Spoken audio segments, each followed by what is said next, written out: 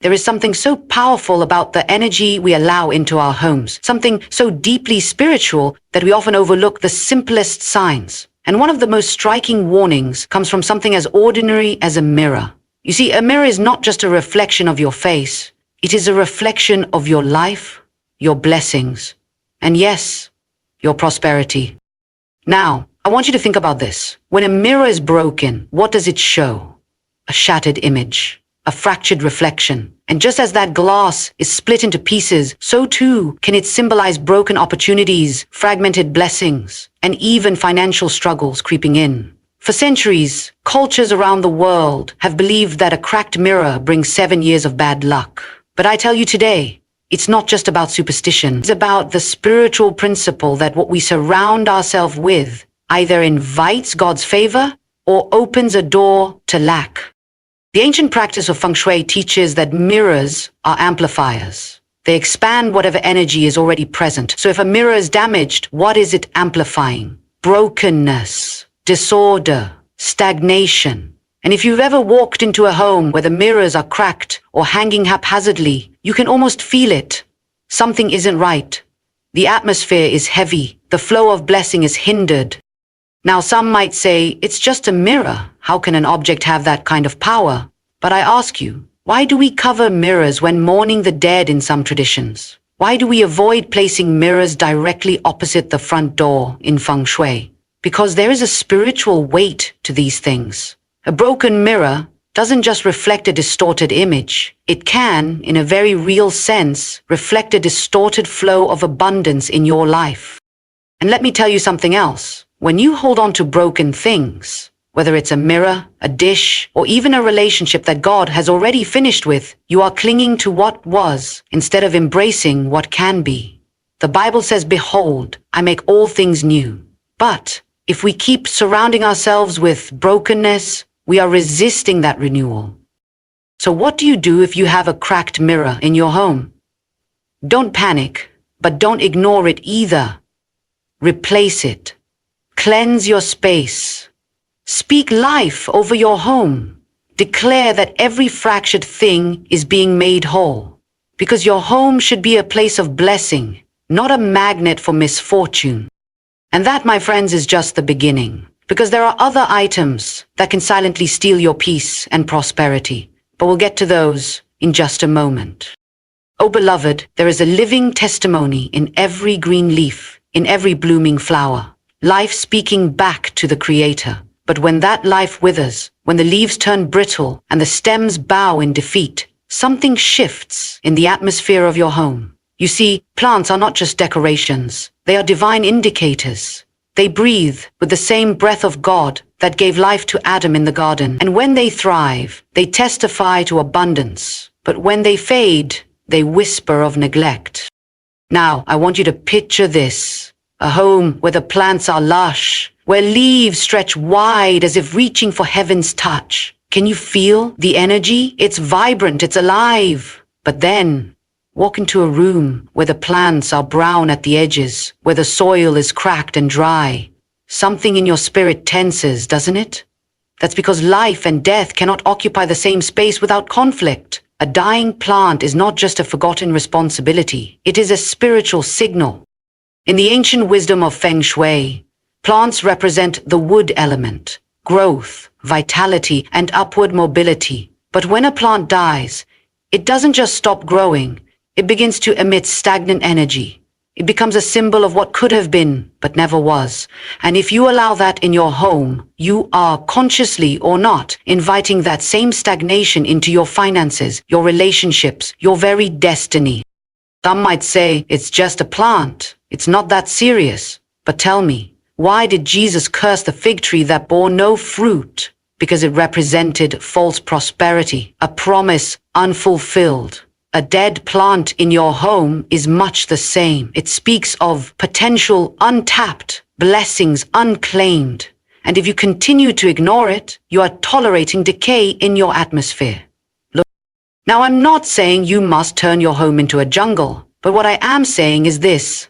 Tend to what God has placed under your care. If a plant is struggling, nurse it back to health.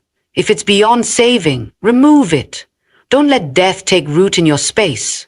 Because here's the truth. Prosperity flows where life flourishes. So examine your home today. Are there plants you've neglected? Are there areas where life has been replaced by dryness? It's not too late to change it. Uproot what no longer serves you and make room for new growth. Because your home should be a sanctuary of abundance, not a graveyard of forgotten promises. And that, dear friends, is why we must pay attention. Because the next item on our list may already be stealing your peace without you even realizing it. Let me ask you something. When you walk into a room so packed with belongings that you can barely move, what does your spirit feel? Heavy, isn't it? Oppressed, as though the very air is thick with unfinished business. That's because clutter isn't just a physical problem, it's a spiritual blockade. Every pile of unused clothes, every stack of yellowed papers, every broken gadget shoved into a corner is more than just dust waiting to be swept away. It is stagnant energy, frozen in time, refusing to let new blessings flow into your life. Think about it. When a river is dammed up, the water stops moving. It grows stale, murky, lifeless. That's exactly what happens in a cluttered home. The divine current of provision, opportunity, and favor cannot flow freely when every doorway, every shelf, every corner is choked with things you no longer need. The Bible tells us, "For God is not the author of confusion, but of peace." Yet how can peace reign in a house where chaos has taken up residence? You may say, "But these are just things. They don't control my life." Oh, but they do, beloved. Every object holds memory, intention, and energy. That box of old bills you haven't opened in years, it carries the weight of financial worry. That gift from a relationship that turned sour, it hums with unresolved hurt. That chair you never sit in, but can't bring yourself to get rid of, it takes up space where something new, something anointed could be. In the book of Exodus, when the Israelites left Egypt, God commanded them to borrow gold and silver from their neighbors. Not to hoard it, but to carry it into their new season of promise. But what if they had clung to the chains of slavery instead? What if they had dragged broken pottery and torn garments into the wilderness? They would have remained in bondage to the past. And that's exactly what clutter does. It keeps you anchored to what was, instead of launching you into what could be. Now, I'm not saying you must live in an empty house, but I am saying walk through your home with spiritual eyes. Ask yourself, does this item feed my future or chain me to my past? Does it bring life or does it drain my peace? If you haven't used it in a year, if it doesn't stir gratitude or purpose, then it's taking up territory that belongs to your blessings. So today, make a decision. Open the windows, clear the corners, donate what can be a blessing to others, burn or discard what carries old pain, and as you do, speak over your home. This is a house of flow, of abundance, of divine order. Watch how the atmosphere shifts. Feel the fresh wind of the Spirit rushing into spaces that were once blocked. Because when you make room, God will fill it, and what He brings will be so much greater than what you let go. And that, precious ones, is why we must never underestimate the power of our next warning. Because some objects don't just take up space, they invite darkness in. Oh, child of God, let me speak to you about something so simple yet so profound, your wallet. That little pouch of leather or fabric you carry every day is far more than a place to store receipts and loose change. It is a physical representation of your financial covenant with God. When you reach into your purse and pull out an empty wallet time after time, what message are you sending to the universe? What confession are you making over your finances without even realizing it? The world tells us money is just paper, just numbers. But I tell you, there is a spiritual principle at work here. Jesus himself spoke more about money than heaven and hell combined because he understood how we handle the natural reveals our posture toward the supernatural. An empty wallet is not just an inconvenience. It is a declaration of lack, a self-fulfilling prophecy of scarcity. Think about the widow in 2 Kings 4. She came to Elisha in desperation, holding nothing but empty jars. The prophet didn't pray over her, he told her to gather more vessels. Why? Because her blessing was limited by her capacity to receive. When she poured her little oil into those borrowed jars, the miracle flowed until every container was full. But what if she had come with no jars at all? the oil would have had nowhere to go. That's exactly what an empty wallet represents. No vessels for God to fill, no expectation for increase, no room for miracles. Every time you pull out that flat, lifeless wallet, you're telling the world, telling heaven itself, I have nothing, I expect nothing. But the Bible declares, according to your faith, be it unto you. Now, I'm not preaching prosperity for greed's sake. I'm talking about divine principle. Even if you only have $1 to your name today, fold it neatly. Place it where it can be seen. Speak life over it. You are seed, not just survival. You are the beginning, not the end. Because here's the kingdom truth. Money responds to faith, just like sickness responds to healing.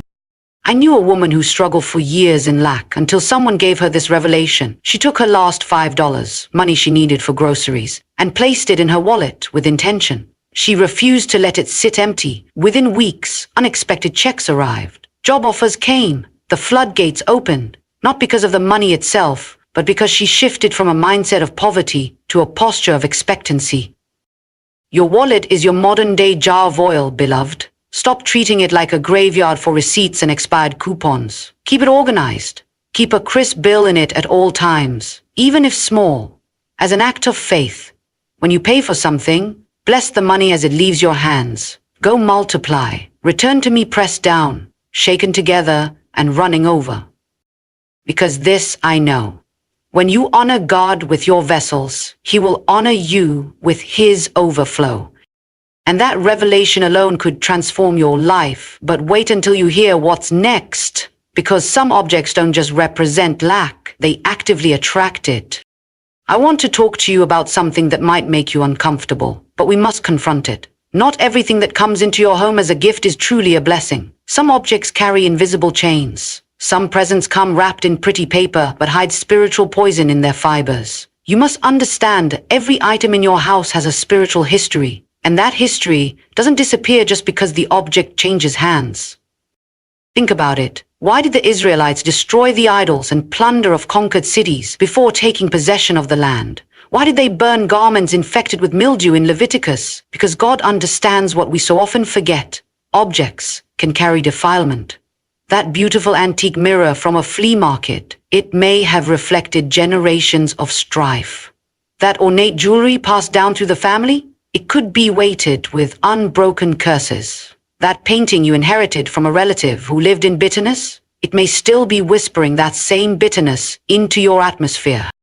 Now, I can hear some saying, but it's just an object, it has no power. Oh, but the Bible tells us differently. When the Philistines captured the Ark of the Covenant, what happened? Tumors broke out among them. When a man touched Elisha's bones, he was resurrected. If death and life can linger in physical objects, what makes us think darkness can't cling to things as well? I'll never forget a woman who came to me years ago, wealthy, educated, but plagued by nightmares and financial ruin. She'd tried everything, prayed every prayer. Then one day, as we walked through her home, I felt a heaviness near her fireplace. Where did this statue come from? I asked. She shrugged. A gift from a business partner overseas, right before everything started falling apart. The moment we anointed that object and removed it from her home, the oppression lifted. Coincidence? No, beloved. That was a legal foothold being revoked. You see, Satan loves to operate through the familiar, the sentimental. That's why he hides his traps in things we'd never suspect. That inherited quilt from a loveless marriage. The war medal from an ancestor who practiced witchcraft. The gorgeous vase you bought at an estate sale where the previous owner died in despair. These things aren't innocent. They're Trojan horses, beautiful on the outside, carrying conflict, lack, and torment straight into your sanctuary. So what do? First, pray over every item in your home, especially gifts and heirlooms. If you feel darkness clinging to something, don't ignore that unease. The Holy Spirit is warning you. Second, if an object has ties to occult practices, abuse, or tragedy, don't keep it just because it's valuable. No amount of money is worth your peace. Break its power with prayer. Then get it out of your house. And finally, this is crucial. Stop accepting gifts blindly. If someone gives you something with a questionable spirit, you have every right to refuse it. Your home is holy ground. Guard it. Because here's the glorious truth. Just as darkness can cling to objects, so can blessing. That Bible, passed down from your godly grandmother, It's saturated with prayers. That cross above your doorway, it's a beacon of victory. The choice is yours. Will your home be a museum of curses or an arsenal of anointed objects? And mark my words, once you start applying this truth, the next attack won't come through objects at all, but through something far more subtle. My precious friends, the enemy doesn't always come roaring in like a lion. Sometimes he slips in through the smallest cracks of our everyday habits. Something as simple as how you place your shoes when you kick them off at night, or which direction your bed faces when you sleep, can become an open door to struggle if we're not discerning. You may think, surely God isn't concerned with such trivial things, but I tell you, He cares about every detail of your life, because every detail affects your spiritual atmosphere. Let's talk about shoes first. In many cultures across the world, there's a profound understanding that shoes carry the energy of where they've been. When you walk through this world, your soles pick up more than dirt. They collect spiritual residue from every place you've stepped.